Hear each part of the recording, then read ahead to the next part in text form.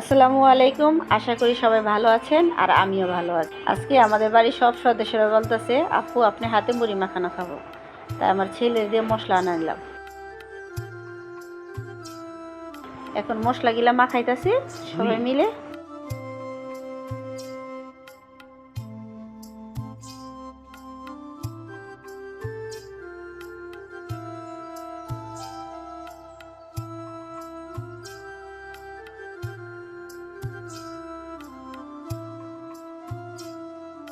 মুড়ি মাখানো শেষ, এখন আমরা সবাই খাবো।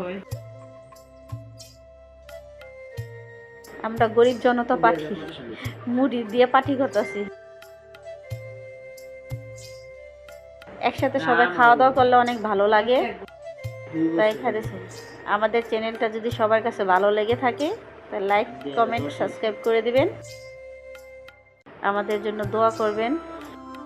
আমরা যেন সবসময় একসাথে বসে খাওয়া দাওয়া করতে পারি, সবাই বাড়ির সবাই একসাথে থাকতে পারি মিলেমিশে।